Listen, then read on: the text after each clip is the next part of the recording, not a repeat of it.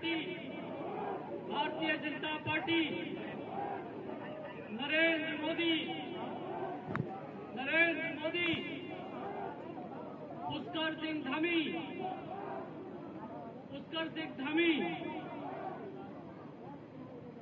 आप यहाँ पर सभी हमारे कार्यक्रम में आज चुनावी सभा में पधारे। उत्तराखंड के बहुत ही यशस्वी, देश के सबसे विख्यात और उत्तराखंड को विकास की राह पे ले जाने वाले हमारे मुख्यमंत्री आदरणीय पुष्कर सिंह धामी जी, हमारे रामनगर के बहुत ही लोकप्रिय, बहुत ही वरिष्ठ, बहुत ही सज्जन विधायक दीवान सिंह बिष्ट जी, हमारे इस जिले के अध्यक्ष प्रताप जी, हमारे यहाँ के लोकसभा के सह संयोजक हेमंत द्विवेदी जी, भारतीय जनता पार्टी के हमारे वरिष्ठ नेता भाई प्रहलाद पासी जी, राकेश नेलवाल जी, यहाँ पर उपस्थित हमारे मंडलों, तीनों मंडलों के अध्यक्ष, भारतीय जनता पार्टी के वरिष्ठ नेतागण एवं यहाँ सभी रामनगर की और विशेष तौर पर मालधन के हमारे भाइयों बहनों, मैं आपको प्रणाम करता हूँ, आपको नमस्कार करता हूँ। आप सब आज इतनी गर्मी में यहाँ पर इतनी बड़ी संख्या में आए हैं, आपको वाकई बहुत बहुत साधुवाद। और आप सबको जानकारी में है कि 19 तारीख को मतदान होना है, देश में चुनाव है और देश में प्रधानमंत्री का चुनाव है। आप सब लोग जानते हैं कि पिछले 10 वर्षों के अंदर किस प्रकार से मोदी जी ने पूरे देश को आगे बढ़ाया है, पूरे देश को किस प्रकार से विकास की राह पर डाला है। आप सब लोग जानते हैं कि उत्तराखंड के साथ मोदी जी का क्या लगाव है। आप सब लोग जानते हैं कि उत्तराखंड के साथ मोदी जी बहुत ही नजदीकी से जुड़े हुए हैं।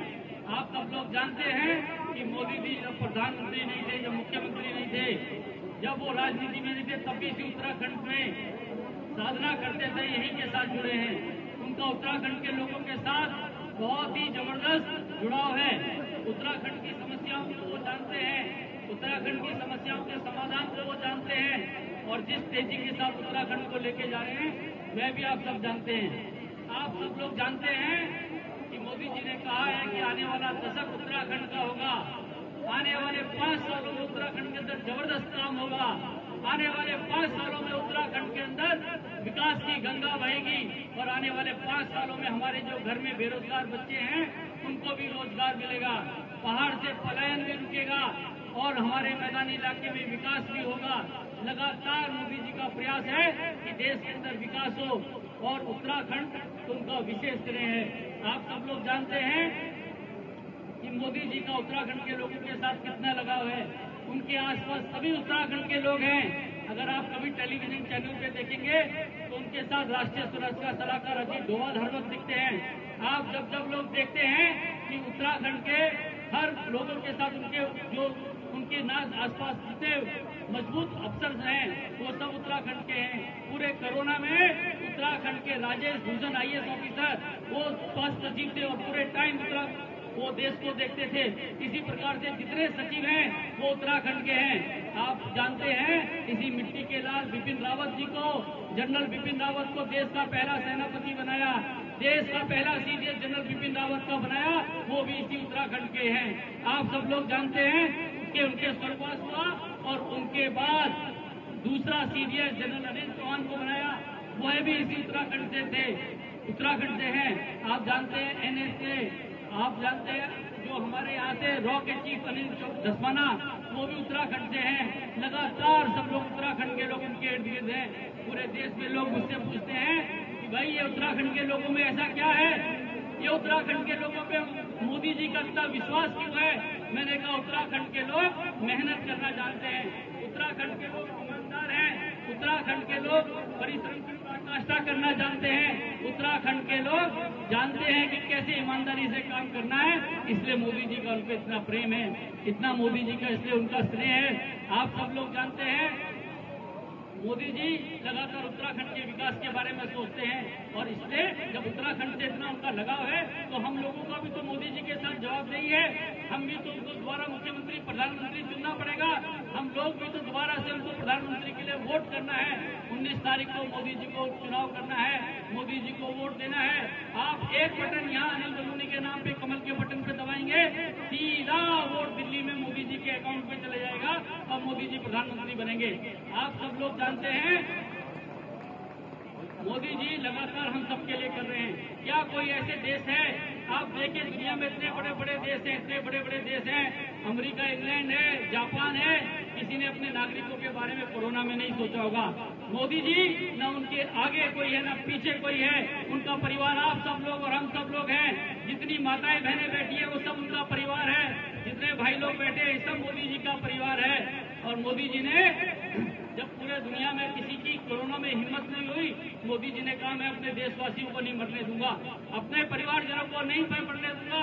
सबको 3-3 वैक्सीन लगाई है, सबको 3-3 वैक्सीन।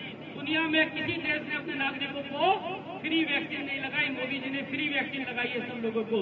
आप सब लोग जानते हैं कि मोदी जी ने जब कोरोना का काल आया उसके बाद आज भी और आने वाले 5 साल तक भी सबको 80 करोड़ लोगों को फ्री राशन देते हैं, आने वाले 5 साल तक भी देने वाले हैं। ये मोदी जी हैं जो अपने परिवार वालों के लिए सोचते हैं। आप सब लोग जानते हैं मोदी जी ने अपने सभी देशवासियों को आयुष्मान कार्ड दिया। आप सबको आयुष्मान कार्ड दिया होगा। मोदी जी किसान सम्मान निधि दे रहे हैं। मोदी जी सब लोगों को वृद्धावस्था पेंशन, विकलांग पेंशन, तरह तरह की पेंशन दे रहे हैं। मोदी जी हमारे बारे में सारे काम करते हैं, तो मोदी जी के बारे में हम कैसे नहीं करेंगे। यहाँ पर इतनी बड़ी संख्या में माताएं बहनें हैं, सब माताएं बहनें सुन लीजिए, जितनी माताएं बहनें यहाँ बैठी हैं, मोदी जी सबको अपनी बहन अपनी माता मानते हैं। आप सब लोगों के लिए पिछले 70 साल से कांग्रेस ने कभी नहीं किया होगा। मोदी जी ने सबको महिला विधेयक पास किया।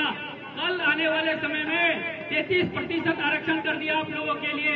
अब सांसद विधायक आप लोग बनेंगी, महिलाएं बनेंगी और राजनीति में स्वच्छता भी आएगी। मोदी जी ने प्रण लिया है। माताओं बहनों आप सब बता दीजिएगा, हर जगह जाके बताइएगा, हर महिला को बताइएगा। मोदी जी ने कहा है सारी बहनों को, देश की सारी बहनों को लखपति दीदी बनाने का प्रण लिया है। मोदी जी ने कहा सबको लखपति दीदी बनाऊंगा, सब लोगों की महिलाओं के लिए काम करूंगा। आप सबको ड्रोन दीदी बनाने का संकल्प लिया है। आप सब लोगों को महिलाओं के विकास की बात मोदी जी ने की है। मोदी जी के रहते हुए किसी माता बहन को चिंता करने की जरूरत नहीं, किसी माता बहन को किसी चीज की चिंता करने की जरूरत नहीं है। इसलिए सभी माताएं बहनें तय कर रहे हैं 100% शपथ ले लीजिए सारी माताएं बहनें, 100% मोदी जी को वोट देना है। मोदी जी को एक तरफा वोट देना है सब लोगों ने। भाइयों बहनों आप सब जानते हैं इस उत्तराखंड को मोदी जी किस लेवल पे ले जाना चाहते हैं। इस देवभूमि को कहीं और ले जाना चाहते हैं, इस देवभूमि को महान बनाना चाहते हैं। आप सबके सहयोग की जरूरत है, अगले 5 साल की जरूरत है। आप जितने लोग यहाँ पर बैठे हैं, चुनाव का समय है, समय कम है, बहुत बड़ा क्षेत्र है। आप सब लोग जितने लोग यहाँ बैठे हैं, आप ही नरेंद्र मोदी हैं, आप ही पुष्कर सिंह धामी हैं, आप ही अनिल बलूनी हैं। घर घर जाके बताइए मोदी जी को प्रधानमंत्री बनाना है, मोदी जी को प्रधानमंत्री बनाना है, मोदी जी को प्रधानमंत्री बनाना है। आप सब शपथ ले लीजिए। और कांग्रेस का कुछ बचा नहीं है, कांग्रेस जीतने वाली नहीं है। कांग्रेस को कोई वोट मत दीजिए, वोट खराब मत कीजिए। कांग्रेस का कोई बचा भी नहीं है, सारे नेता छोड़ चुके हैं। और जो 2-4 बच्चे उनको पूछिएगा कि जब ये उत्तराखंड राज्य बन रहा था तो कांग्रेसियों ने विरोध क्यों किया था, किस मुंह से वोट मांगने आ रहे हो। कांग्रेस ने उत्तराखंड बनने का विरोध किया था। आप सबको ध्यान है। भाइयों बहनों कभी भूलिएगा मत, भाइयों बहनों कभी भूलिएगा मत वो समय जब भगवान राम का मंदिर बन रहा था और प्राण प्रतिष्ठा हो रही थी। हमने कहा राहुल गांधी जी और सोनिया गांधी जी राम मंदिर आइए, भगवान राम का मंदिर है। तो पता है उन्होंने क्या कहा, राम तो है ही नहीं, राम तो काल्पनिक पात्र है, किताबों में है, भगवान राम का अस्तित्व नहीं है। उन्होंने आप सब बताइए, जो भगवान राम का अनादर करता है क्या हम उसको वोट देंगे? बताइए, जो भगवान राम का अपमान करेगा उसको वोट देंगे? जो भगवान राम को गाली देता उसको वोट देंगे? तो हिंदू धर्म को गाली देता उसको वोट देंगे? जो सनातन को गाली देता उसको वोट देंगे? जो हिंदू धर्म कीड़े मकोड़े कहते हैं उनको वोट देंगे।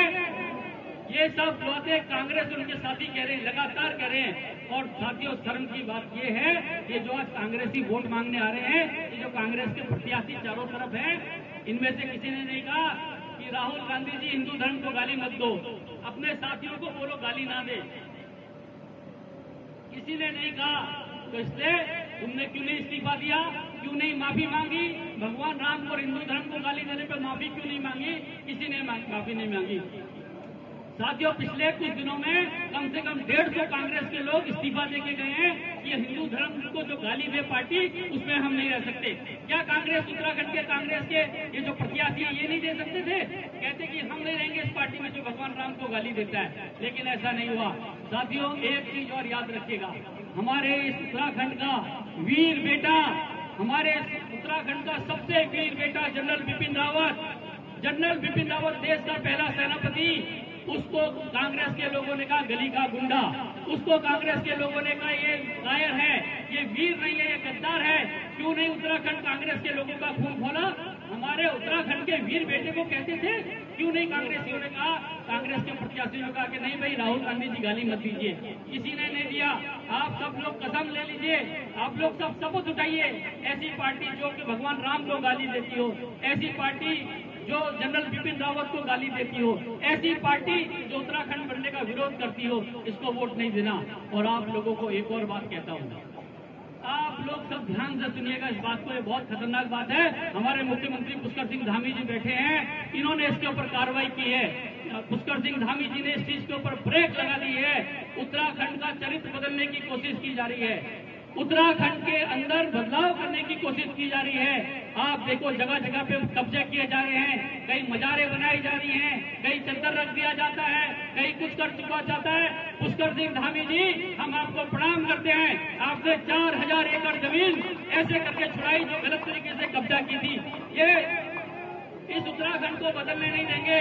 और आप भूलिएगा मत, जब हरीश रावत मुख्यमंत्री थे, उन्होंने कहा जुम्मे की छुट्टी देंगे। क्या देवभूमि में जुम्मे की छुट्टी होनी चाहिए? अभी जो हमारे प्रत्याशी हैं, जब वो अध्यक्ष थे पिछले चुनाव में, उन्होंने कहा कि उत्तराखंड में मुस्लिम यूनिवर्सिटी बनाएंगे। क्या देवभूमि में मुस्लिम यूनिवर्सिटी बननी चाहिए? ऐसे लोगों को हमको अपनी जगह दिखानी है। ऐसे लोग जो हिंदू धर्म के साथ खिलवाड़ कर रहे हैं और तुष्टीकरण के लिए कुछ वर्ग की मदद कर रहे हैं, ऐसे लोगों को हमको उनकी जगह दिखानी है। मैं एक बात और कहता हूँ, कांग्रेस खत्म हो चुकी है, कांग्रेस जमीन पे मिल चुकी है, लेकिन साथियों, उसके झूठ बोलने की प्रवृत्ति खत्म नहीं हुई, उसको झूठ को बार बार बोलने की प्रवृत्ति खत्म नहीं हुई। मेरे बारे में रोज झूठ फैलाते हैं, मेरे बारे में रोज गलत फैलाते हैं। और अब यहाँ मैं रामनगर में देख रहा हूँ, ये कह रहे हैं कि वन ग्राम खत्म कर देंगे, कभी कुछ कह रहे हैं, कभी कुछ कह रहे हैं। मैं यहाँ मालदन के लोगों को विश्वास दिलाता हूँ, मैं भगवान राम की शपथ खा के आप लोगों को विश्वास दिला के जाता हूँ कि जितने वन ग्राम है, जितने जंगल की जगह में रहने वाले हैं, उनके अधिकारों पे कोई हाथ नहीं लगा सकता है, उनके अधिकारों पे कोई हाथ नहीं लगा सकता है। और ये जितने जंगल के, जितने वन्य ग्राम हैं,